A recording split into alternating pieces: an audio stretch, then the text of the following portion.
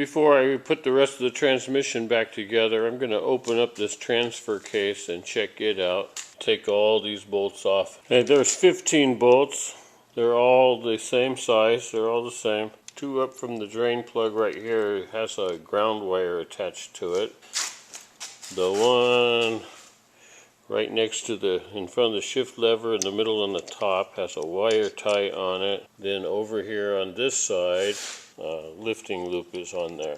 Alright, I got it standing up on end. I want to take out this 4-wheel drive select switch here first. I used 13/16 to loosen this up. It screws out.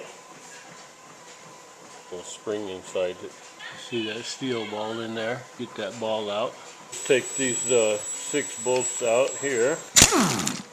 I just tapped the edge of this with a screwdriver and it pops right off. Okay, that opens up the inside here. The next thing I want to do is remove this select return spring bolt here. It has several parts to it.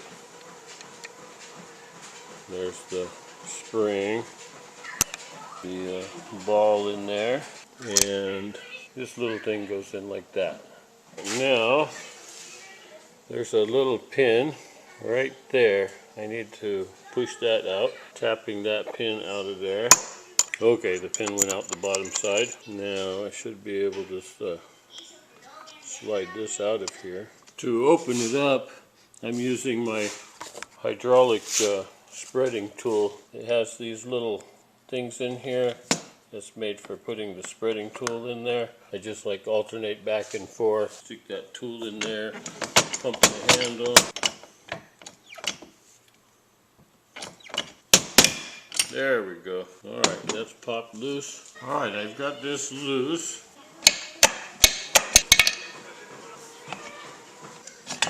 Oh, there. It just has to be really straight, and then it'll slide off. Looks pretty good. I don't see metal shavings in there. Not much anyway. A little bit. Belt looks good. Bearings look good.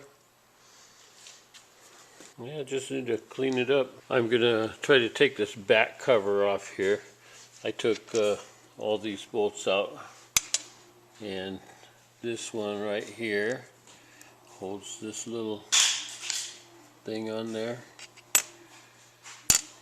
I'll just pry that off. Alright, I got this loosened up a little bit by banging all around the edge with my rubber hammer.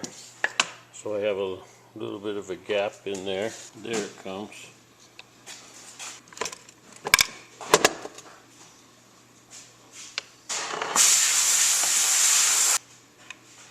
Like a little needle bearing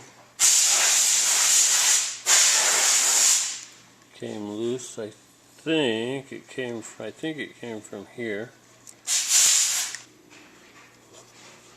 Yeah, there's some crap in there. Not too bad. I've been looking at the teeth, and all the teeth look good. I'm going to take this switch out from this side. Take this speedometer cable out. There, it slid out. Oh, it's got a O-ring on it. Okay, take that out. I'm going to go ahead and pop this seal out. Okay, I have a new seal for that. See the needle bearing in there? It doesn't seem to want to come out, so I can just leave that in, I guess. One more part on this cover is this ring. It just sits right in here. Also, this little plate right here, I noticed behind that is pretty messy. This has thread lock on it. Alright, this little part, I'm going to take these 2 bolts out with the split washers on them, and it has a little piece inside. Oh, I see, it has notches, so we can't put it back wrong. Alright, next on this middle piece, I'm going to go ahead and pull this gear out. Slides down on. This rod, where it had that clip bolted on, it just pushes out these two needle valves on it, or needle bearings. And then this piece it sits on comes off. It sits like that. I'm just going to slide this back on here. There's an O-ring right here. I might see if I can find a replacement for that. I really should slide that one out so I can change that oil seal. It has a circular clip holding it around the outside right there. It's very stiff ring there. There, I got it. Okay, that ring is loose. Okay, I went ahead and put this on the press and pushed it out. So I can get that seal out of there. It's pressed in but not super tight. This bearing is just kind of squeezed in place there. Goes in like that. I'll just leave the ring on there.